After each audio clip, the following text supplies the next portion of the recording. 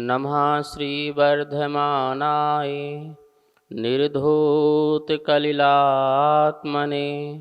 सालोकानां त्रिलोकानां यद्विद्यादर्पणायते यद्विद्यादर्पणायते।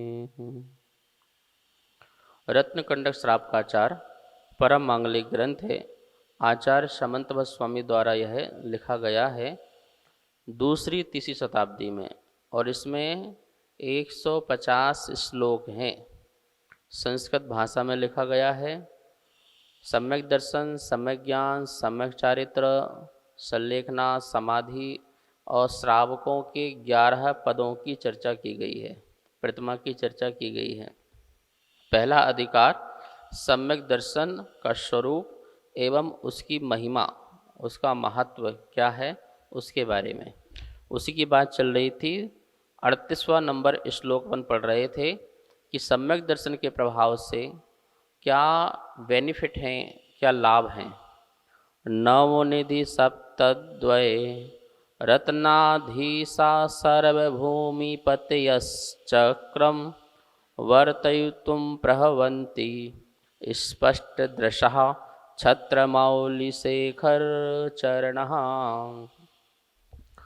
सम्यक दर्शन के प्रभाव से जीव चक्रवर्ती बनता है। नरों में जो है नरेश बनता है, नरों का ईश, मनुष्यों का ईश चक्रवर्ती कहलाता है। नवनिधि, नवनिधि का वह मालिक होता है।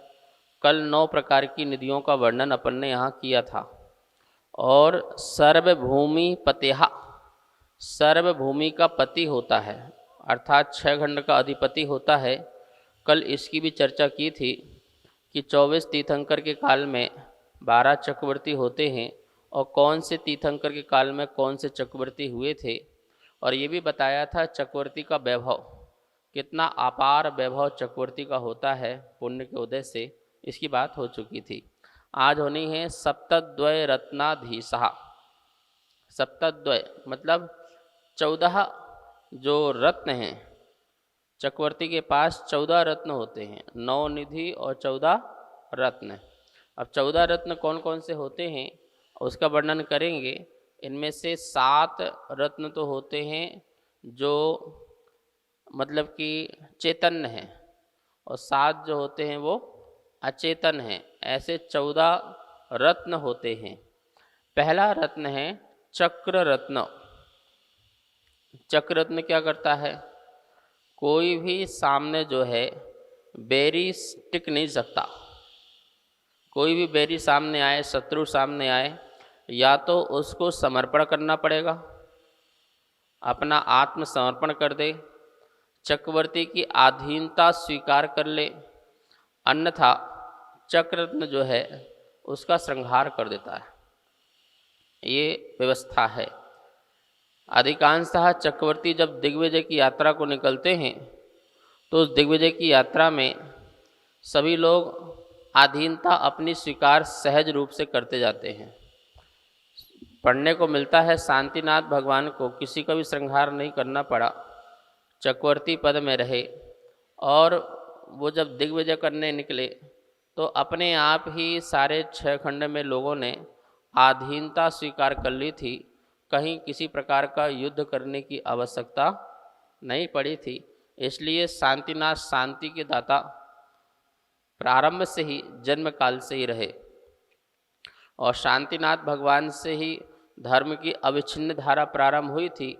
बीच में शांतिनाथ और पुष्पदंत भगवान के बीच में जो है कुछ धर्म का लोप हुआ था, अर्थात साधु संतों का होना लोप हुआ था, लेकिन उससे परंपरा अविच्छिन्न रही। इसलिए शांतिनाथ का बहुत महत्व है। शांति धारा, शांति मंत्र, शांति विधान, शांति जाप, शांति अनुष्ठान, ये सब कुछ शांतिनाथ भगवान। और दूसरी विशेषता कि उन्हें युद्ध में किसी को मारना नहीं पड़ा। 6 खंड को जीतने के लिए सहज रूप से ही 6 खंड की उन्हें प्राप्ति हो गई थी। ऐसे शांतिनाथ भगवान। चक्र रत्न जो है दाएं हाथ में विराजमान रहता है, और वो कभी कभी उपयोग करना पड़ता है। चक्र रत्न की विशेषता होती है, ये जो चर्म शरीरी लोग हैं उनमें असर नहीं करता है। जो चर्म शरीरी उसी भव से मोक्ष जाने वाले जो जीव हैं उनके लिए चक्र जो है किसी प्रकार का घात नहीं करता है। जाता है, उनकी 3 परिक्रमा लगा करके वापस आ जाता है। जैसे भरत चक्रवर्ती ने बाहुबली के लिए चक्र छोड़ा था, लेकिन वह चक्र क्या हुआ, 3 परिक्रमा लगाया और वापस उन्हीं के ही अंगुली में आकर के विराजमान हो गया। तो ये विशेषता है। बाकी जो है बैरियों का संहार करने का उपयोग जो है चक्र रत्न का होता है। हजारों देवी देवता जो हैं इस रत्न की, इस चक्र की जो है रक्षा करते हैं। प्रत्येक रत्न नवनिधि, कल बताया था मैंने, प्रत्येक निधि की 1,000 देव जो हैं उसकी सुरक्षा में खड़े रहते हैं। और कितने कितने एरिया में कितने कितने बड़े जो रत्न होते हैं उनकी भी कल बात की थी। अब कह रहे हैं पहला हो गया चक्र रत्न, ठीक है ना।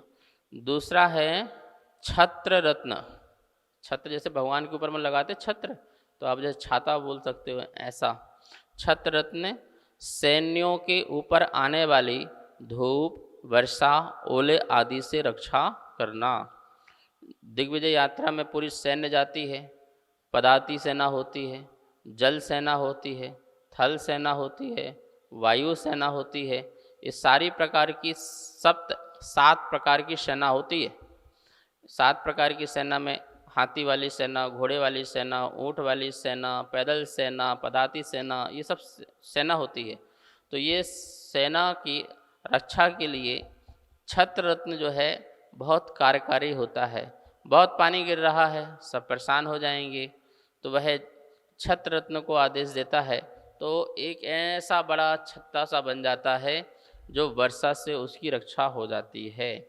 इसी प्रकार से धूप से, बहुत तेज़ धूप है तो वो परेशान होंगे, अशांत होंगे, तो धूप से भी रक्षा के लिए जैसे आप लोग अपने छोटे बैग में छोटा फोल्डिंग क्या रख लेते हैं, छाता खोला और धूप से अपनी रक्षा कर ली, पानी से रक्षा कर ली। ये आपके रत्न हैं, ठीक है ना, पर आपने तो खरीदे हैं, ठीक है ना, वहाँ खरीदते नहीं हैं। पुण्य से ही क्या होते हैं, प्राप्ति होती है। जैसे भरत चक्रवर्ती को 3 खबर मिली थी एक साथ। कौन कौन सी मिली थी? पहली खबर मिली थी पुत्र रत्न की प्राप्ति, दूसरी आयुषशाला में चक्र रत्न की प्राप्ति, तीसरा भगवान को, अपने पिताजी को केवल ज्ञान की प्राप्ति। आदिनाथ भगवान को केवल ज्ञान हुआ और रनवास में रानी को पुत्र रत्न की प्राप्ति हुई और आयुषशाला में चक्र रत्न उत्पन्न हुआ। तो तीनों की खबर एक साथ मिली। तो सबसे पहले कहाँ गए? केवल ज्ञान समोषण में गए, वहाँ केवल ज्ञान की पूजा की। तो ऐसे ही बता रहे हैं कि ये इतने रत्न भी होते हैं, अपने भी काम आते हैं, दूसरे के लिए भी काम आते हैं, और चक्रवर्ती का वैभव है, ये पुण्य से प्राप्त होते हैं। ये सभी किससे प्राप्त होते हैं? पुण्य से। छत्र रत्न समझ में आ गया ना? धूप, ओले, वर्षा आदि से जिसकी सैन्य आदियों की रक्षा हो सके, उसके कार्य में छत्र रत्न का उपयोग किया जाता है। दूसरा है असी। असी मतलब होता है तलवार। चक्रवर्तियों के चित्त को प्रसन्न जो करता है, ऐसा तलवार होती है। वो जो है ऐसी आसान सी नहीं होती है, सामान्य सी नहीं होती है, जिसकी चमक को देख के शत्रु धर धर काँपने लग जाता है। लड़ाई तो बाद में करेंगे, उसकी तलवार की धार, उसकी चमक, उसकी सब देखने से वो थर थर काँपने लग जाते हैं। ऐसे असी रत्न की, और वह चक्रवर्ती के चित्त को प्रसन्न करने वाली होती है, ऐसी असी होती है। ऐसा असी रत्न होता है। दंड, दंड नाम का जो रत्न है 16 कोस प्रमाण सैन्य भूमि को साफ कर समतल कर देता है। अब सामने पहाड़ आ गया, अब सैन्य को बढ़ना है, आगे जाना है, तो क्या करें? वो दंड को ऐसे ज़मीन में लगाएंगे कि जो सामने वाली ज़मीन कैसे हो जाएगी, बिल्कुल समतल हो जाएगी। उनको किसी प्रकार की ऊबड़ खाबड़ नहीं, ऊपर नीचे होने की ज़रूरत नहीं पड़ेगी। कितने कोस तक? 16 कोस प्रमाण। एक कोस 2 किलोमीटर का होता है और एक कोस 1 किलोमीटर 1.5 किलोमीटर का होता है।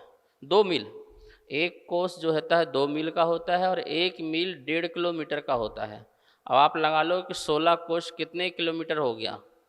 उतने किलोमीटर तक जो है वो दंड पृथ्वी में प्रहार होते ही जो पहाड़ आदि हैं, जो भी हैं, वो क्या होती है, भूमि साफ और समतल हो जाती है।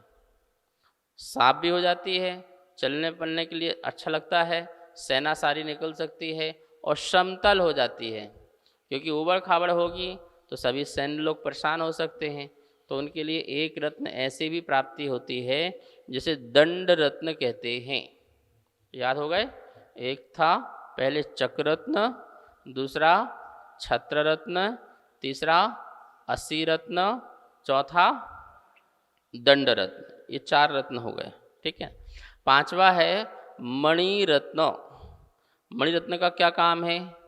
मणि क्या करती है? चिंतामणि सारी चिंता को हरे, ऐसे बोलते हैं ना, पारस मणि, ठीक है। पारस मणि जो हमारे चिंतित वस्तुओं को दान दे।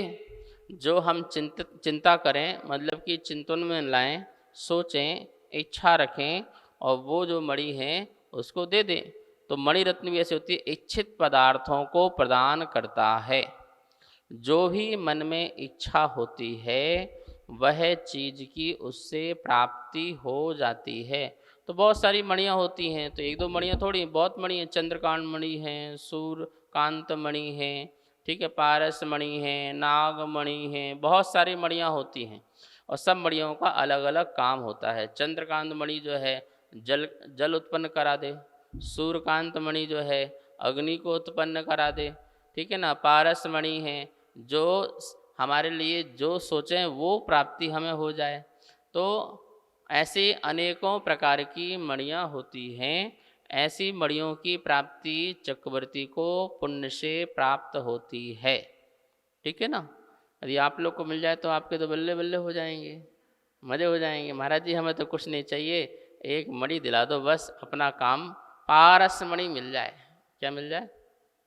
पारस, पारस। हमें तो रस पाना है, हमें तो धर्म का रस पाइए, आपको पारस मणि मिल जाएगी। चक्रवर्ती को ये सब वैभव किससे मिलता है? किससे मिलता है? मुनि बन करके निर्दोष कठोर साधना करने से मिलता है।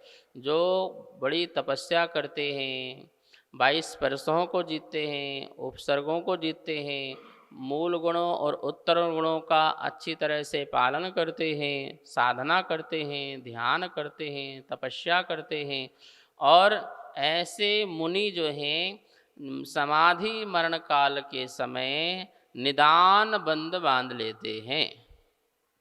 क्या? तपस्या का निदान बंध बांध लेते हैं। जीवन हो तो चक्रवर्ती जैसा हो, नहीं तो क्या जीवन है। मतलब कोई चक्रवर्ती दर्शन करने आया हुआ और उसको देख करके उसकी वैभव, उसकी संपदा को, इसलिए बोलते हैं कि मुनि राजों को समाज के या गृहस्थ के वैभव से दूर रहना चाहिए। इसलिए वो जंगलों में, वनों में रहते हैं। ना महल दिखेगा, ना कोठी दिखेगी, ना लोग दिखेंगे, ना ही उनके प्रति आकर्षण होगा और ना ही उनसे जुड़ेंगे, ना राग बढ़ेगा और ना ही फिर उनके लिए आगे का भाव, क्योंकि मिल तो जाएगा उनको।